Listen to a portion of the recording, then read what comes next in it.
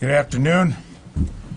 First, let me acknowledge an announcement I made yesterday regarding Christine Fox, who is going to be our new acting Deputy Secretary of Defense. I recommended Christine to President Obama because I felt we needed the continuity to continue with some of the most defining challenges that we have been facing, will continue to face in this department over a number of years.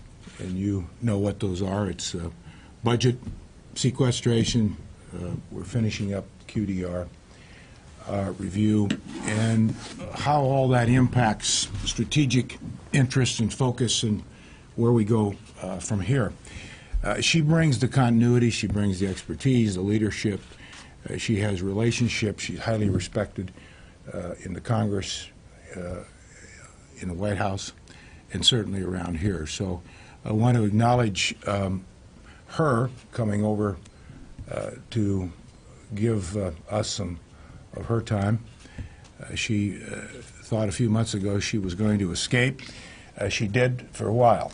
So she will be an important part of how we go forward here for the next few months, and I have great confidence in her and look forward to working with her again. I just spent some time with her this morning as we laid out kind of the next steps here for the next few weeks. I also want to take an opportunity to thank Ash Carter. We had a going away ceremony on Monday, which some of you attended or saw. He will be greatly missed here. I will miss him personally. He has been a tremendous part of this institution for certainly the last 5 years and even before that. So I want to publicly acknowledge his service and sacrifices and what he's meant to all of us, and we'll miss him. Now, this afternoon, General Dempsey and I want to talk about some things that we are doing to and decisions we've made to go forward in the area of consolidation and realignment and efforts to streamline our headquarters operations and particularly Office of the Secretary of Defense operations. And General Dempsey will offer some comments on what he's doing with the Joint Chiefs. I think you all know that institutional reform has been an important part of what we have been trying to accomplish this year. It is not just a matter of being forced into that because of sequestration and budget reductions. That's part of it. But like always, all institutions, we are captive to and subject to environments. Challenges change, threats change, and our world, our country, this institution is not in the same place as it was 12 years ago, or even 5 years ago. If you begin with, we have unwound from one long war in Iraq. We are unwinding from the longest war we've ever been in Afghanistan. Different kinds of threats today, different dynamics. Strategic interests vary. But the other part of that is that it doesn't mean that we are retreating from any part of the world. In fact, I'm leaving tonight for the Middle East to spend a couple of days in Bahrain attending the Manama Dialogue, and then over to Qatar and maybe some other countries.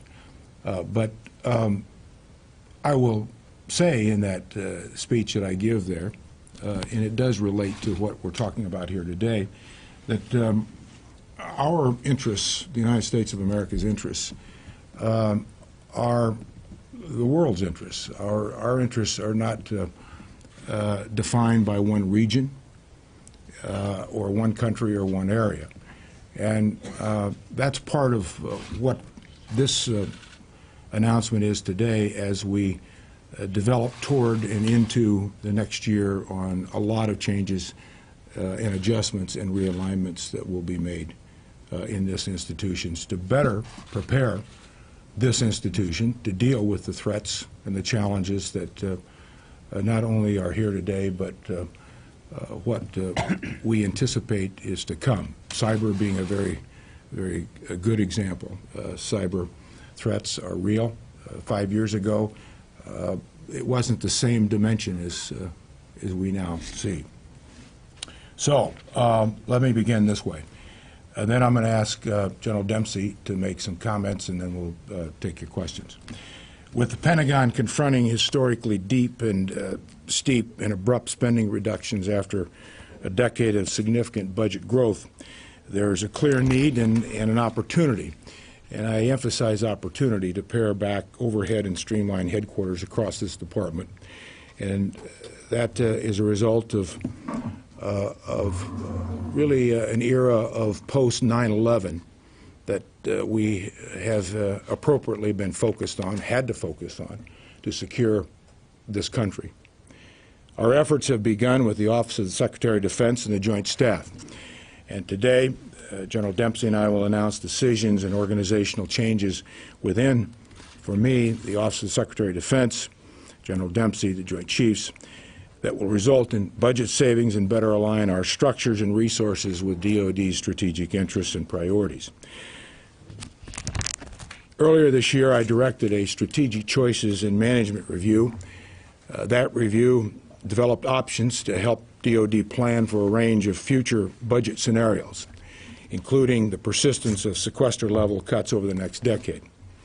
And as all of you know, these cuts, unless changed, will represent roughly a $500 billion reduction over the next 10 years, and that's in addition to the $487 billion spending cut DOD is already implementing. Included in the Strategic Choices and Management Review was a comprehensive look at all savings, that could be achieved by reducing overhead throughout the department and streamlining organizations, including OSD and the Joint Staff. As you may recall, I announced this summer that DOD would reduce major headquarters operating budgets by 20% over the next 5 years. These reductions are only a first step in DOD's efforts to realign defense spending to meet new fiscal realities and strategic priorities. Difficult but necessary choices remain ahead for the department. Choices on compensation reform, force structure, acquisitions, and other major parts of DOD. These choices will be much more difficult if Congress fails to halt sequestration and fully fund the President's budget request. Congress must be a full partner in our efforts to responsibly bring down defense spending and to implement needed institutional reforms that maximize the use of our resources. And I look forward to working with Congress next year in this effort. When I announced the 20% headquarters reductions, I made clear that they would begin in the Office of the Secretary of Defense.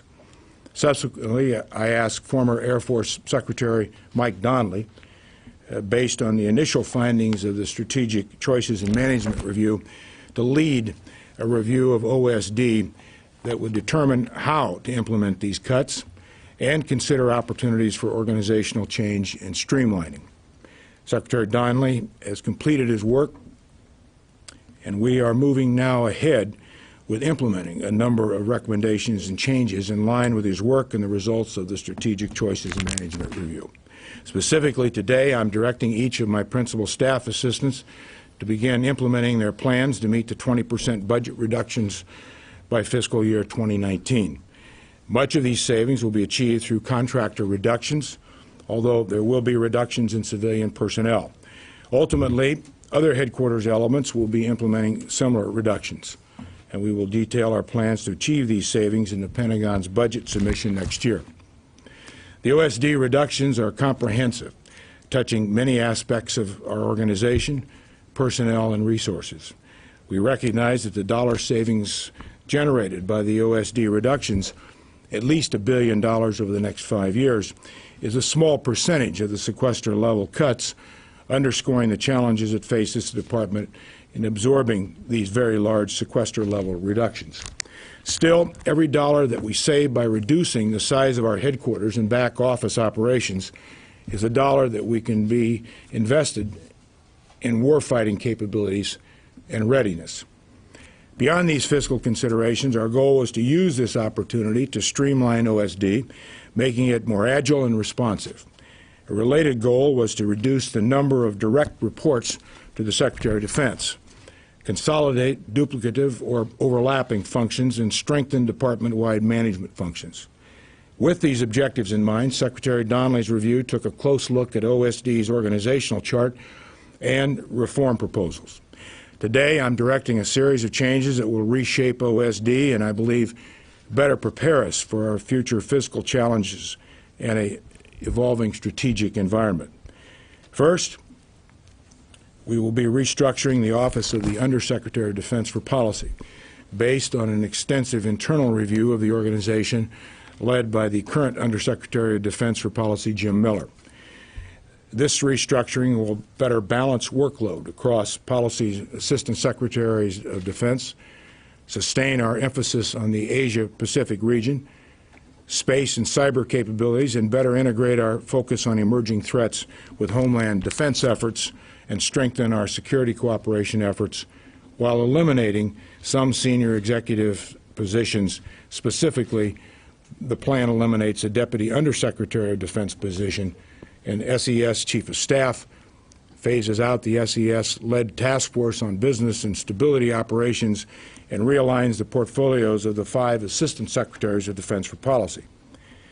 The plan also eliminates 4 Deputy Assistant Secretary of Defense positions and their corresponding support structures through a consolidation and realignment of the policy staff overhaul structure.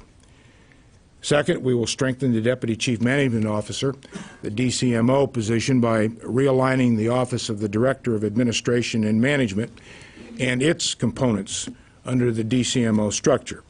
Secretary Donnelly's review found that since its inception, the DCMO has lacked the resources and the mandate to effectively fulfill its role as a DOD-wide manager.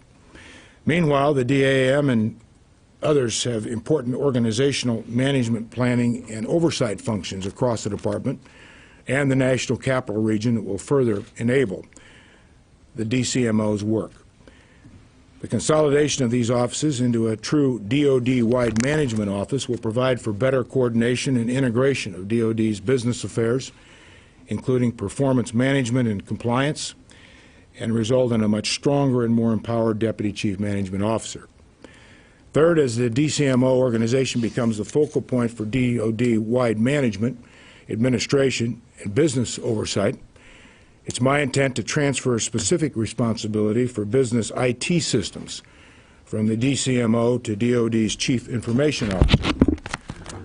I will work with Congress to make this change because it will strengthen DOD's ability to address growing IT and cyber challenges. The Undersecretary of Defense for Acquisition, Technology, and Logistics will continue to be responsible for acquisitions of IT systems. Fourth, in order to consolidate intelligence oversight and privacy compliance functions, I am directing that the Office of the Assistant to the Secretary of Defense for Intelligence Oversight and the Defense Privacy and Civil Liberties Offices be combined into a single office that will be aligned under the new DCMO organization. Fifth, as part of our overall streamlining efforts, the Office of Net Assessment, ONA, will report to the Undersecretary of Defense for Policy. We will preserve ONA as a distinct organization with direct links to the Secretary of Defense, but this change will better ensure that its long-range comparative analysis inform and influence DOD's overall strategy and policy. Sixth, I'm directing that the Acting Undersecretary of Defense for Personnel and Readiness rebalance resources across her office's 3 Assistant Secretaries of Defense in order to sharpen PNR's focus on force management, force readiness, and military health care and military compensation and retirement reform. Seventh, I'm directing the Undersecretary of Defense for Intelligence to move forward with planning for how its mission and focus should evolve after the drawdown of the post-9/11 conflicts, including staffing levels, organizations, and programs. Eighth, I've also approved plans for eliminating the 5 remaining Deputy Undersecretaries of Defense who are not presidentially appointed or Senate confirmed, fulfilling direction from the Congress.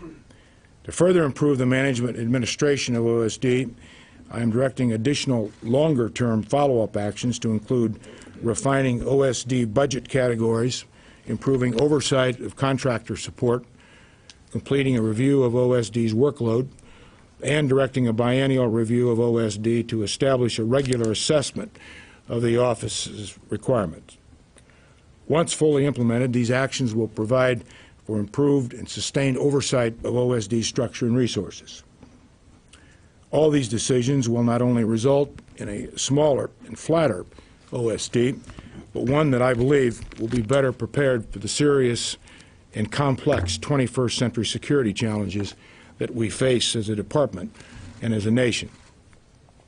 In this constrained budget environment, we will continue to look for ways to reduce overhead, improve efficiency, and maximize combat power. But we must do so in a deliberate manner after careful consideration of how best to ensure this department is able to carry out its mission of defending the nation. Most of the reductions in OSD staff that I've announced today will occur through a process of natural attrition in order to minimize the impact on our workforce.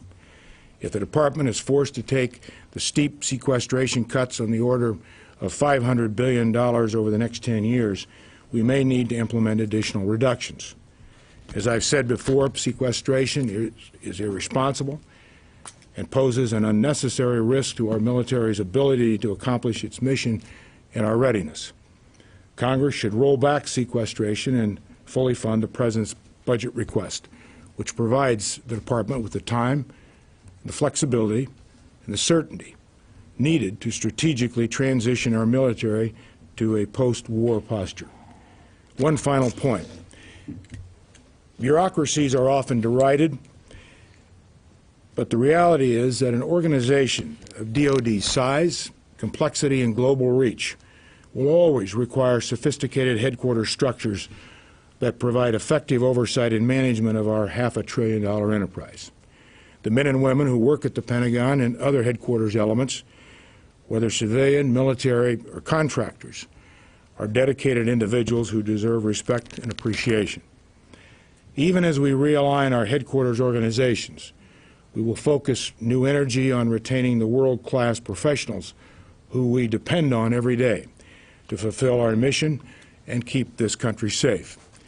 My expectation is that the changes we make will empower our people by reducing layers of bureaucracy and making our organization more adaptable, accountable, and agile. I know this has been a trying period for all DOD personnel and their families in the wake of sequestration, furloughs, and a government shutdown. Through it all, our workforce has remained focused and dedicated, and I know that they will remain just as focused as we work to put our organization on a strong path for the future. Thank you. General Dempsey. Thanks, Mr. Secretary.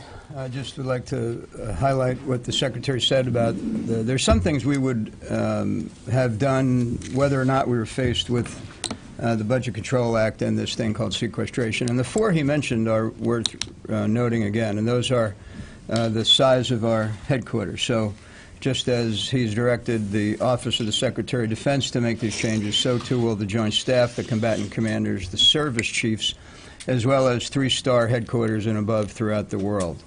Second, pay compensation and health care. We have said for some time that we need to adjust or slow the rate of growth in those activities in order to ensure that the all-volunteer force remains sustainable, as well as allows us to balance the force across modernization, training, readiness, and manpower. Third, excess infrastructure. We have it, and we need to begin to consolidate infrastructure, close certain parts of our infrastructure. And fourth, of course, is acquisition reform, where the goal is to make ourselves to get out of this pattern where things are acquired and delivered too slowly and too expensively. We can't do that ourselves. We're going to need help across virtually each one of these areas, and we'll be looking to gain support for that over time. It's worth noting that last week we entered our 13th year of combat in Afghanistan. while simultaneously delivering much-needed relief supplies in the Philippines in the aftermath of Typhoon Haiyan, and while maintaining a steady state of presence in the Arabian Gulf, in the Eastern Mediterranean, and in the Pacific as a backstop to our important diplomatic endeavors as a nation. So as we consider how to maintain our military strength, we must always remember our real strategic advantage, and that, of course, are the men and women who serve in uniform. And so the purpose of all of the reform efforts that we've been describing here is aimed at ensuring that we preserve and actually enhance the leadership training and equipping of our forces, because in so doing, and only in so doing, will we be sure to keep our nation immune from coercion. Thank you very much. Okay. Bob? Secretary, thanks. A question for both of you on China. Excuse me. With regard to this new air defense identification zone, Mr. Secretary, you've called it destabilizing. I'm wondering whether you've talked to your Chinese counterpart about this. Do you think they should roll it back? And if I could ask both of you more broadly, what do you see as the big picture significance of this? Are the Chinese responding to the U.S. talking about pivoting to the Pacific? Or how do you read this move? As to your first question, Bob, I have not spoken to my Chinese counterpart. I've spoken to our allies about the Chinese ADIZ. As to your question is the bigger picture, what may be behind this. First, I don't know. But I would focus on one particular area here that General Dempsey and the chiefs have put a lot of effort into, and it was very much a centerpiece of the conversation between President Xi and President Obama a few months ago, and that is developing a stronger military-to-military relationship between the PLA and the United States. We have been working at that, both sides actually, and you might recall that my counterpart, the Chinese Defense Minister, General Chang, was here in August, and I hosted him here. I've seen him 2 other times in the Asia-Pacific, and some were with me during those occasions. We are working toward a stronger relationship to build some mechanisms to address some of these tension issues, which probably are not going to get any less complicated in the East and South China Sea. It's important for China, Japan, South Korea, all the nations in this area, to stay calm and responsible. These are combustible issues. That's been a role that we have tried to play, the United States, in influence that we have in that area and with our allies. But this is a time when we need to carefully, all of us, work through some of these differences. And that's the position that we've taken. It is important that in an international community that's getting more and more crowded, that we all understand and have common interest in the preservation of open, free sea lanes and what's in the interest of our countries, our economies, our security. And we're going to have to work on mechanisms that help accommodate that, rules of conduct in other areas. And that's an area where we can continue to play a role and will. You think you ought to roll it back? Well, I think that we've made it pretty clear what our position is, the United States, on this. And it's not that the ADIZ itself is new or unique. The biggest concern that we have is how it was done so unilaterally and so immediately without any consultation or international consultation. That's not a wise course of action to take for any country. I have actually reached out to the schedulers to connect me with my Chinese counterpart. I suspect it'll occur following the Vice President's visit. I think it's probably worth noting that we're not talking about sovereign airspace. We're talking about international airspace adjacent to sovereign airspace.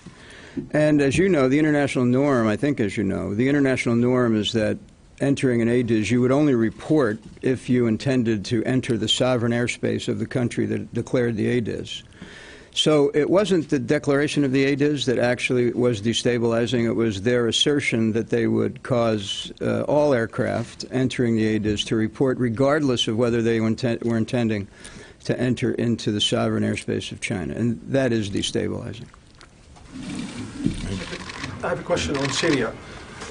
Mr. Secretary and Chairman Dempsey, you have both expressed concerns in the past about the rise of extremist groups in the Middle East and mainly in Syria, where we see now militants aligned with Al-Qaeda and some of them supported by Saudi Arabia are capable of threatening regional security. My question is, how do you see the way out of this crisis?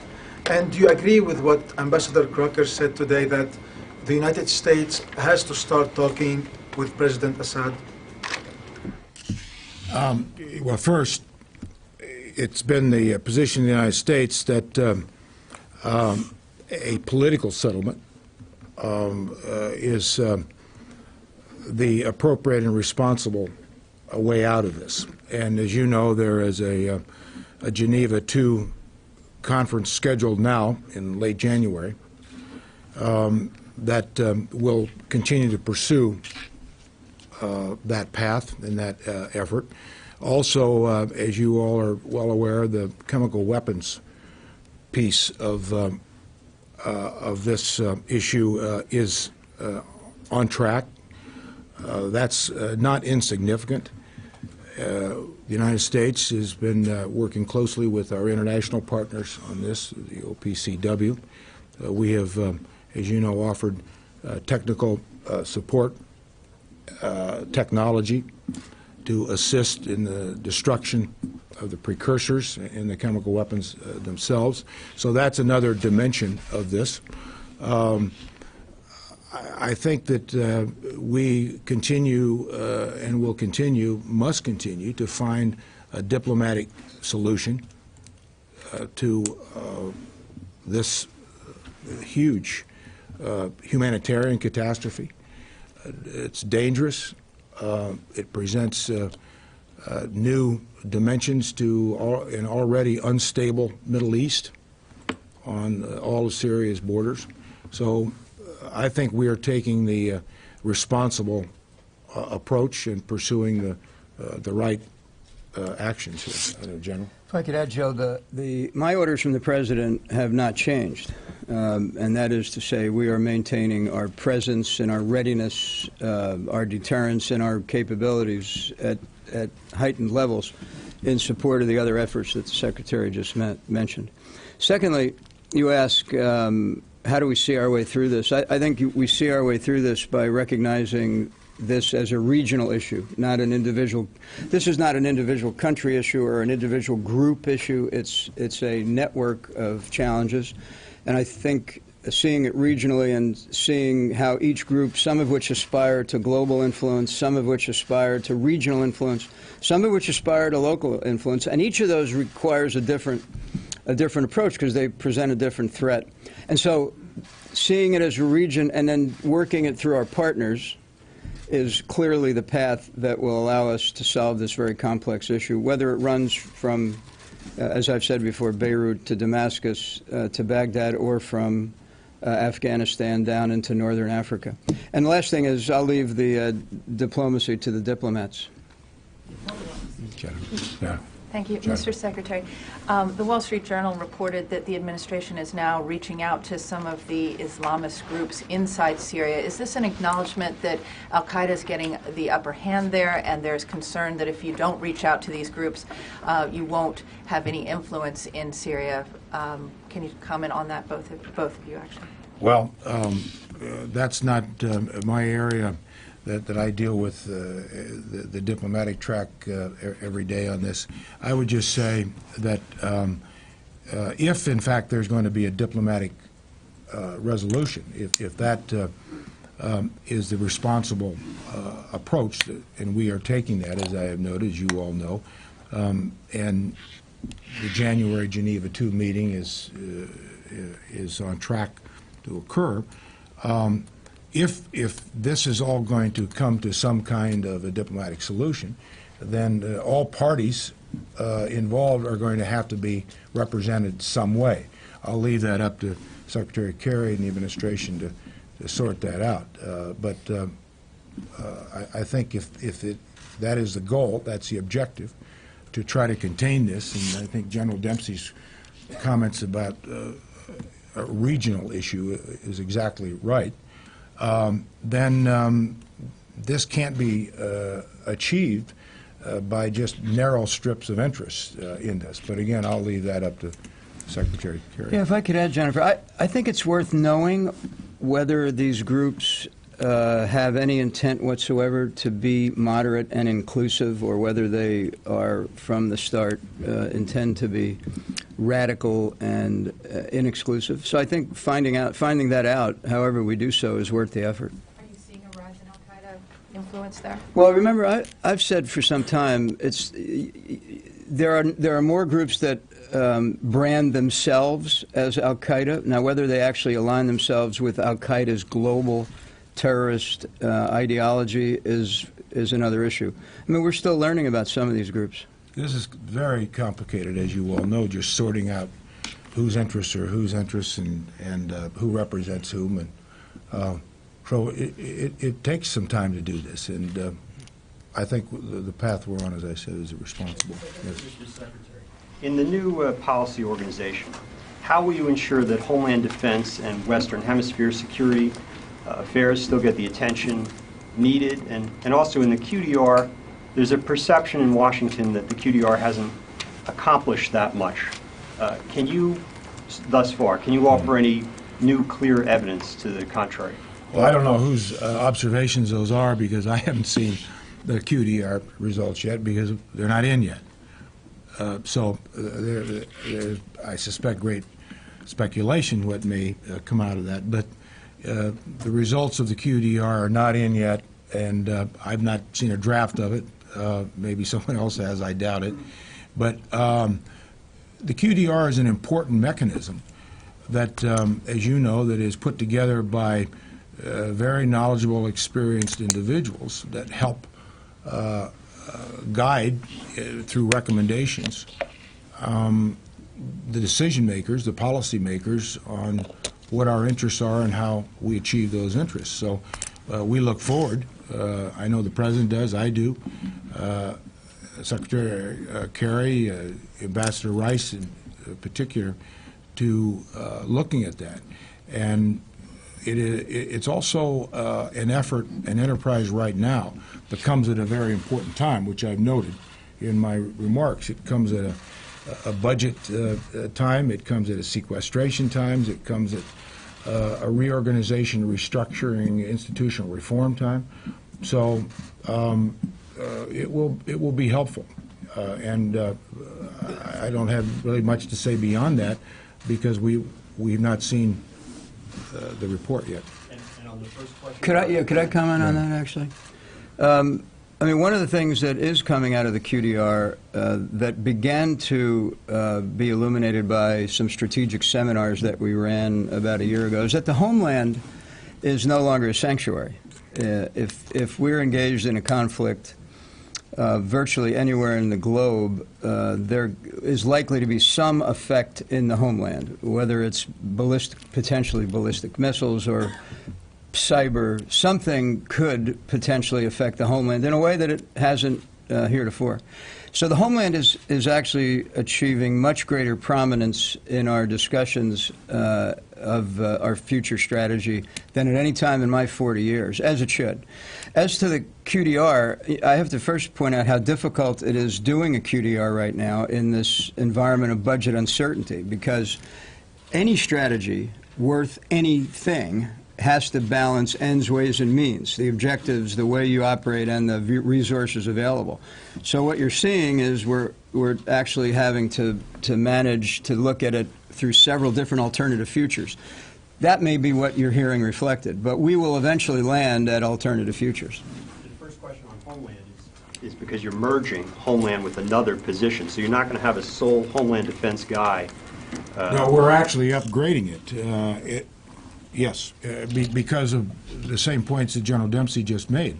I spent 2 hours yesterday with General Jacoby, going through with him some of his new planning that General Dempsey has spent a lot of time on for Northcom and for the Homeland.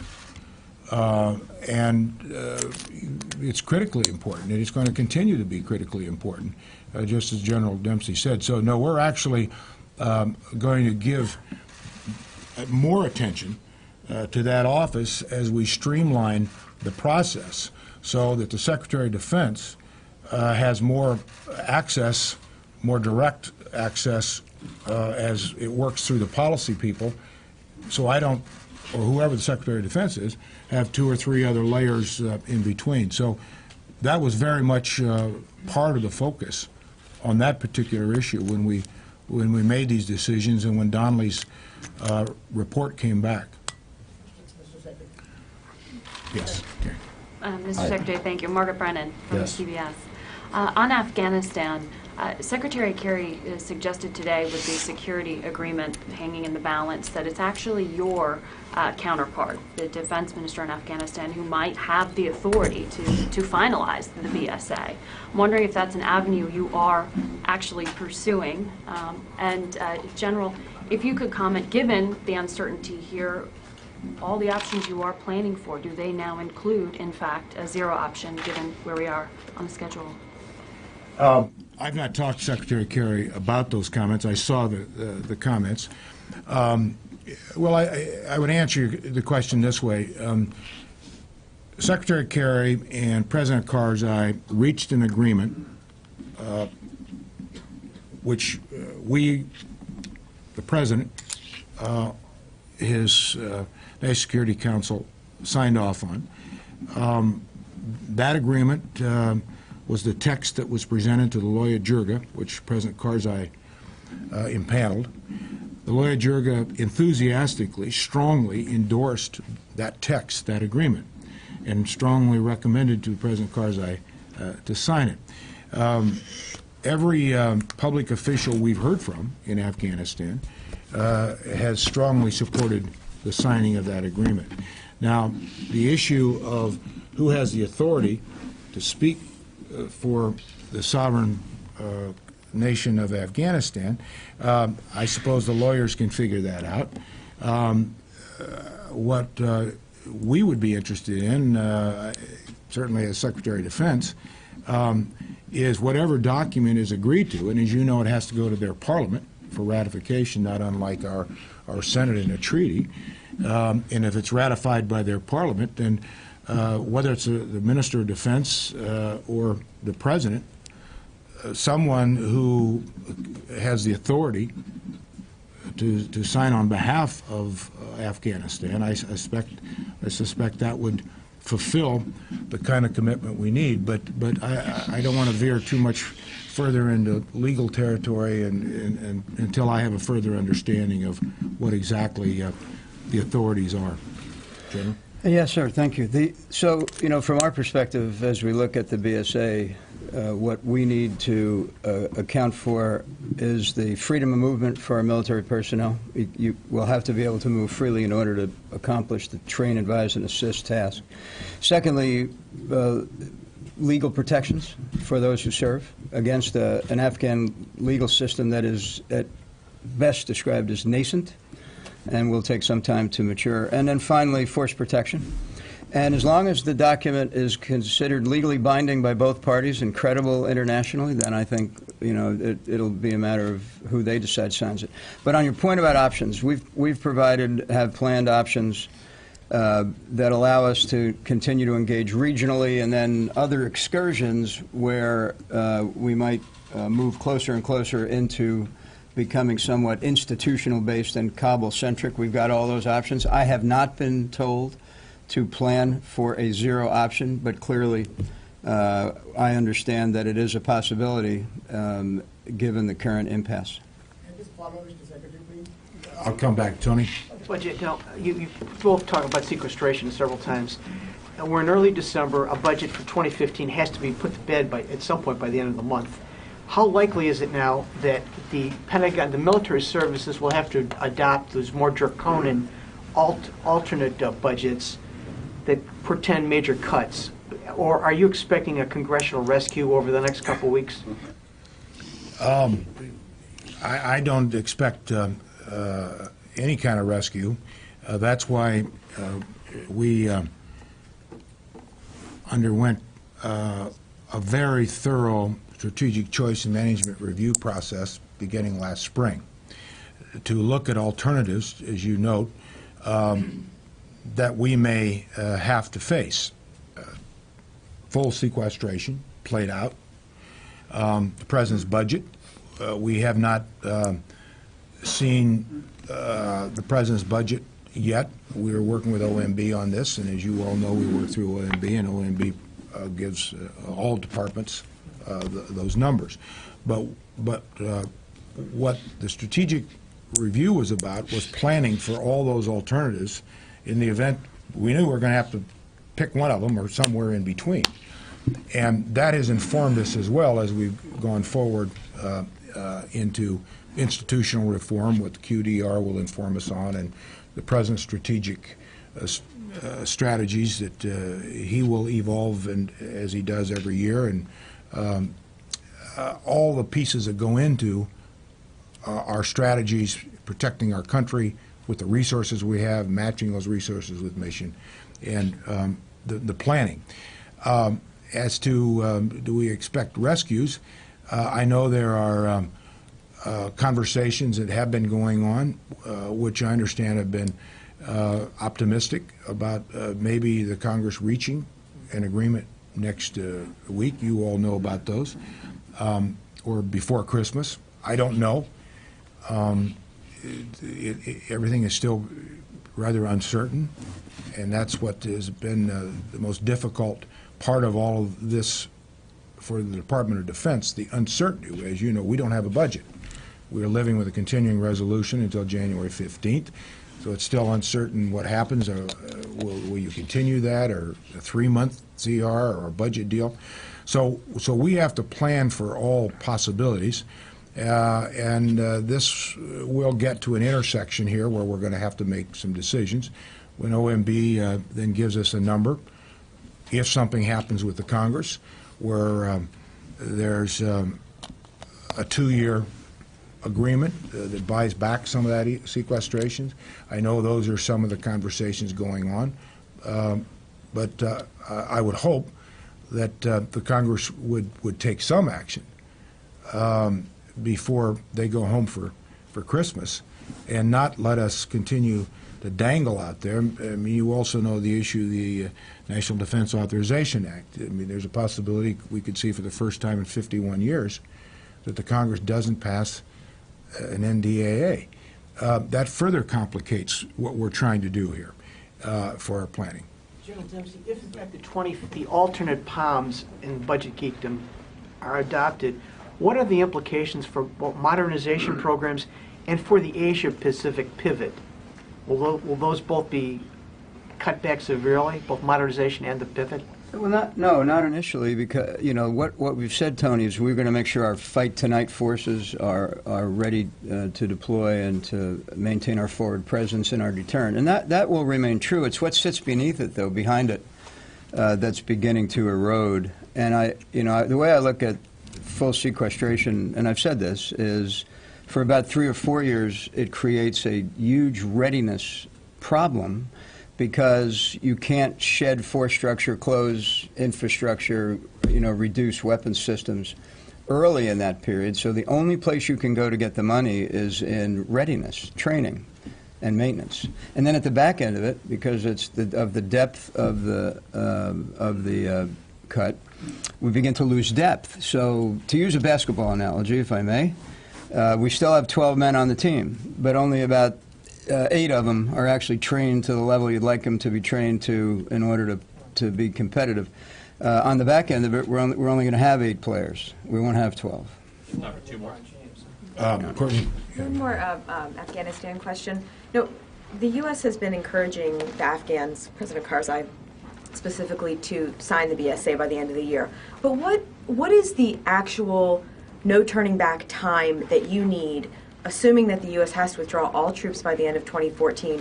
What is the actual amount of time that you would need to logistically get that done? I think you're already supposed to be down to like 34,000 in February anyway. That's right. What's your no turning back timeline that you would need to know? Yeah, we're not the limiting factor. I mean, we wouldn't be to a level where it would be, well, no, first of all, nothing is irreversible, but we wouldn't be to a level where we begin to affect the options till probably early summer. So that's not the limiting factor.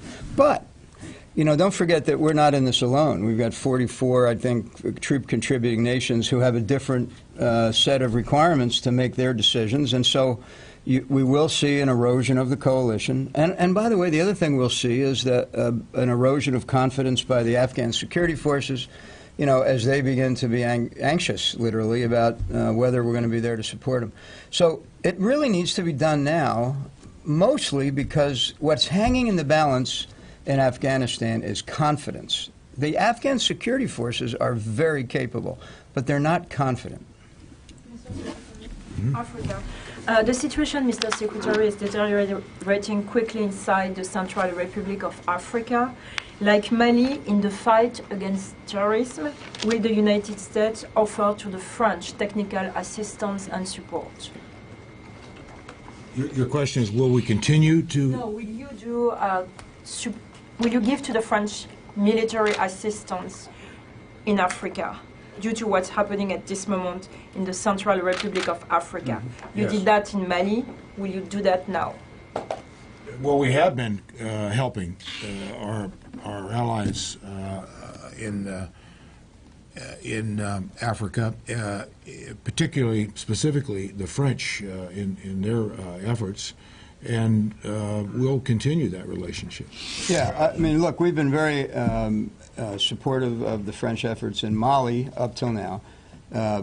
We're in contact with our French counterparts. They have not made a formal request for us for additional assistance, but of course, you know, we, as close partners bilaterally, but also through NATO, we would do whatever we could, you know, within our means and capabilities. Thank you very much. Are we done? Okay. Carl's a mean guy. Thank you.